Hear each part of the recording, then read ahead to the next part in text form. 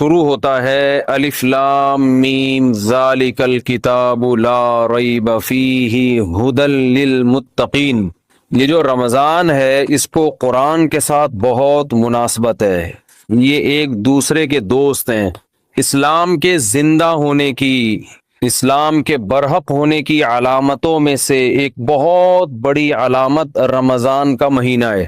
کوئی بھی جھوٹی دعوت، کوئی بھی جھوٹا مذہب 1400 سال گزرنے کے بعد بھی اتنا زندہ اور اتنا ایکٹیو نہیں ہو سکتا جتنا اسلام ہے۔ پوری دنیا میں ایک ہلچل مچ جاتی ہے، پوری دنیا میں مسجدیں بھر جاتی ہیں، لوگ سحری اور افطاری کے انتظامات شروع کر دیتے ہیں۔ اور اللہ نے جو کتاب اپنے حبیب صلی اللہ علیہ وسلم پر نازل فرمائی اور یہ بتایا کہ یہ آخری کتاب ہے اور اس کی حفاظت میں خود کروں گا، تو اس کی حفاظت کرنے کے جو اللہ نے انتظامات کیے، ان انتظامات میں سے ایک انتظام تراویح کی نماز تھی۔ یہ وہ نماز ہے جو دوسرے مذاہب میں، آسمانی مذہبوں میں ہمیں نہیں ملتی، یہ وہ نماز ہے۔ اگر یہ تراویح کی نماز یہودیوں کے پاس ہوتی تو ان سے تورات ضائع بولیں نہ ہوتی، تورات ضائع نہ ہوتی۔ جب موسیٰ علیہ السلام پہ تورات نازل ہوئی تھی اسی وقت لوگ نماز میں اس کی تلاوت شروع کر دیتے اور پوری کتاب ختم کرتے جیسے ہم کرتے ہیں، تو اتنے لاکھوں اس کے حافظ پیدا ہو جاتے اور پڑھتے پڑھتے پڑھتے پڑھتے وہ آج اسی طرح ہوتی جیسے حضرت موسیٰ پر نازل ہوئی تھی۔ یار بھائی اس کو دن میں سیٹ کیا کرو بیٹھ کے، اس وقت نہ تجربے کیا کرو۔ جو بھی لایا ہے نا یہ آپ کی ذمہ داری ہے، یہ ان کی نہیں ہے۔ وہ ان کو لانے کیوں دیا آپ نے؟ یہ تو آپ زیادہ سمجھتے ہیں نا مائک کیسا ہونا چاہیے۔ اب یہ آدھا یہاں تک آ رہا ہے، تراویح میں بھی ٹینشن، اب وہ بیٹھے گا ہی نہیں، وہ کیسے بیٹھے گا؟ یہ تو آپ کل صدر جائیں صبح اور لے کر آئیں، ٹھیک ہے نا؟ پورا رمضان ابھی یہی ٹینشن، وہ نہیں، وہ پھر مجھے وہ یاد آتے ہیں جو محرم میں لال کپڑا لگا دیا تھا نا، تو اس کا غصہ ہو رہے تھے، پھر مائک اٹھا کے پھینکا تھا انہوں نے۔ ویسا نہ مجھے بھی ایسے ہی کوئی ٹینشن ہو جائے رمضان کے شروع میں ہی۔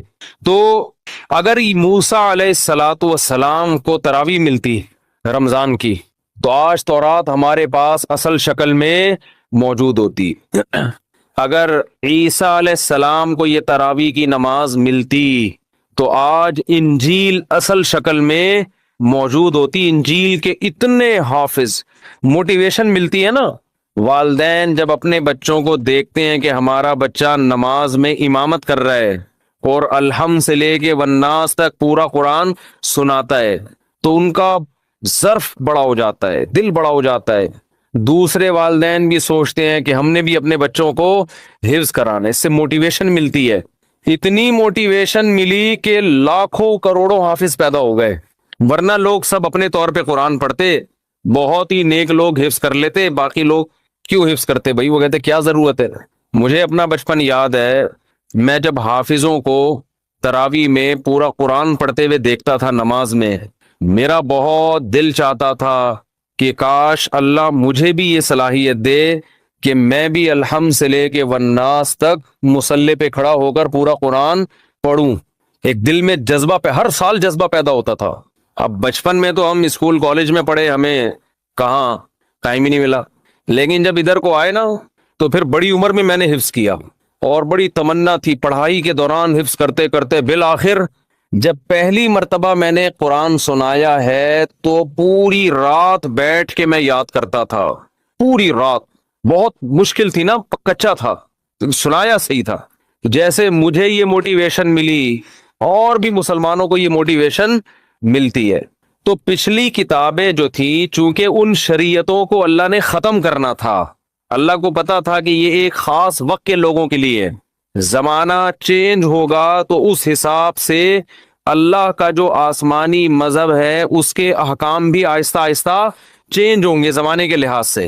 تو اس لیے اللہ کے علم میں یہ بات تھی کہ ایک آخری پیغمبر کو میں بھیجوں گا محمد صلی اللہ علیہ وسلم، اور انہیں جو شریعت دوں گا وہ قیامت تک کے لیے قابل قبول ہوگی، ایسی شریعت ہوگی، وہ ہمیشہ، وہ ہر دور میں ہر جگہ پہ چلے گی۔ وہ اب آپ دیکھ لیں پچھلی امتوں کو جو روزے دیے گئے وہ 24 گھنٹے کے روزے تھے۔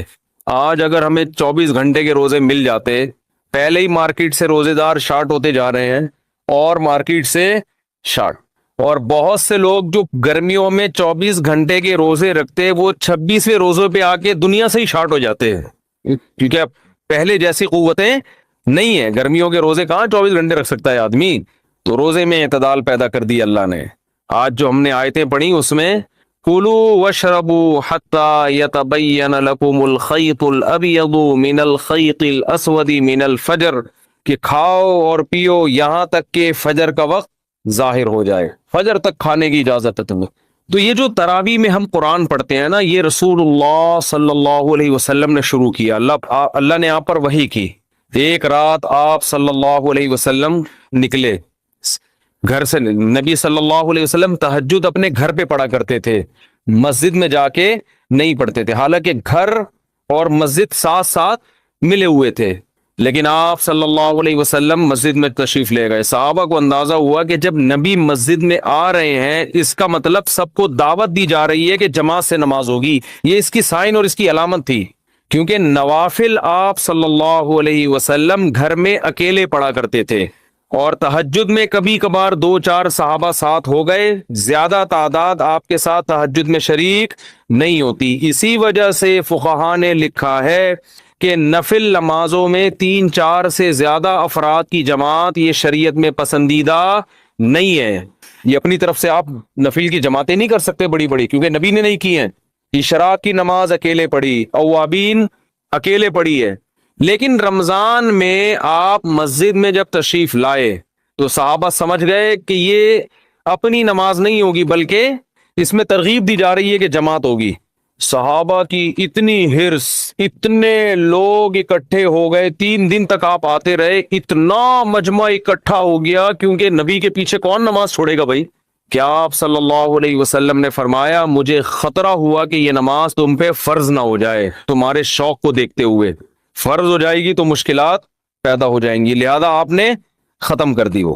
لیکن جو صحابہ جن میں تفقہ، جن میں بصیرت تھی، وہ سمجھ گئے کہ نبی چاہتے ہیں کہ یہ نماز لوگ پڑھیں، لیکن آپ اس کو 5 نمازوں کی طرح فرض کرنا نہیں چاہتے، لیکن چاہت ہے، ورنہ 3 دن بھی نہ پڑھتے نا.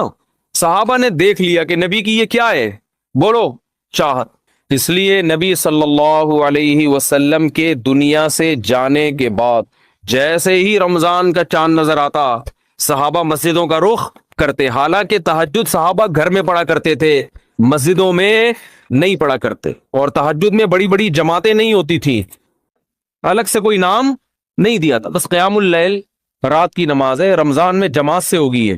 ایسی صحابہ کرام کی حرص تھی اس نماز میں، کیونکہ بدعت نہیں تھی، کیونکہ دیکھ چکے تھے نا، نبی کر چکے ہیں کہ حضرت ابو بکر کے دور میں سب جماعتوں میں بٹے ہوئے ہوتے تھے. سارے صحابہ چونکہ حافظ نہیں تھے، حضرت ابو بکر، عمر، علی، عثمان، چاروں صحابہ رضی اللہ عنہم یہ حافظ تھے.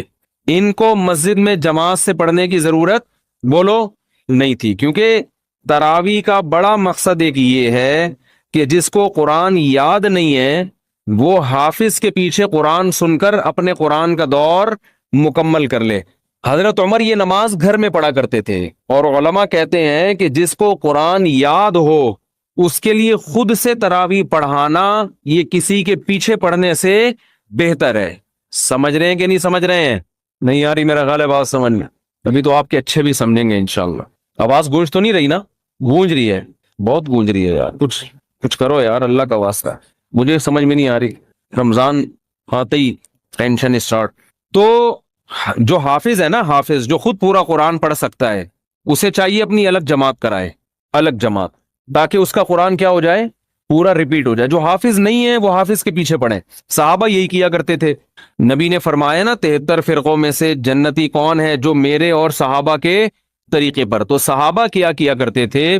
حضرت ابو بکر کے دور میں جو قاری اچھا لگتا کہ بھئی آپ زیادہ اچھا پڑھتے ہو، چلو بسم اللہ کرو، آگے کھڑے ہو، ہم آپ کے پیچھے نیت باندھتے ہیں. یہ رمضان کے علاوہ یہ کام نہیں ہوتا تھا. اگر رمضان کے علاوہ ہوتا نا، حضرت ابو بکر روکتے، کہ بدعت کہہ کے روکتے اس کو کہ یہ تم نے کیا شروع کر دیا نیا کام. حضرت ابو بکر کے دور میں تراویح کی نمازیں ہوئیں، لیکن سب نے اخفل طریقے سے پڑھی ہے. جماعتیں ہوئیں، ایک مسجد میں کئی جماعتیں ہوتی تھی. بھائی مجھے یہ والا قاری پسند ہے، اس کی آواز اچھی ہے، چلو بھائی آ جاؤ. مجھے وہ والا اچھا لگ رہا ہے، اس کی آواز اچھی ہے، چل بھائی میں اس کے پیچھے پڑوں گا، آپ اس کے پیچھے پڑیں۔ بعض لوگ اسپیڈ کو دیکھ رہے ہوتے ہیں، آواز کے بجائے کس کو دیکھتے ہیں؟ بھائی فلاں کی اسپیڈ تیز ہے، ہم اس کے پیچھے پڑیں گے۔ امید ہے صحابہ تو یہ نہیں کرتے ہوں گے اسپیڈ ٹھیک ہے نا، وہ کون زیادہ اچھا پڑھتا تھا۔ تو حضرت ابو بکر کے دور میں جتھوں کی شکل میں کئی کئی جماعتیں مسجد میں ہو رہی ہیں، یہ رمضان کے علاوہ نہیں ہوتی تھی، ہوتی تو روکتے ان کو نا حضرت عمر کے بھی، کیا بدعت شروع کر دی ہے، لیکن حضرت ابو بکر نے ان کو روکا نہیں، کیونکہ جانتے تھے کہ نبی سے یہ ثابت ہے۔ حضرت عمر رضی اللہ تعالی عنہ کا دور آیا، آپ رمضان میں مسجد میں آئے رات کے وقت، دیکھا کوئی ادھر نماز پڑھ رہا ہے جماعت سے، کوئی ادھر پڑھ رہا ہے، کوئی ادھر پڑھ رہا ہے، ایک رونق مسجد میں۔ حضرت عمر نے فرمایا کہ یہ ایک امام کے پیچھے جمع ہو جائیں تو کتنا اچھا ہو، ہر آدمی اخپل طریقے سے کیوں پڑھ رہا ہے بھائی؟ مسجد میں کیا ہونا چاہیے؟ بولو، ایک امام، ایک بڑی جماعت ہو نا، کیونکہ نبی صلی اللہ علیہ وسلم نے رمضان کی راتوں میں جو 3 دن تراویح پڑھی، وہ مسجد کو ایک رونق دی ہے، اور وہ ایک امام تھے اور ان کے پیچھے سب نے نماز پڑھی ہے۔ تو مسجد کی رونق اس میں ہے کہ ہر آدمی اخپل طریقے سے کسی امام کے پیچھے نماز پڑھنے کے بجائے ایک امام کے پیچھے بولو نماز پڑھے۔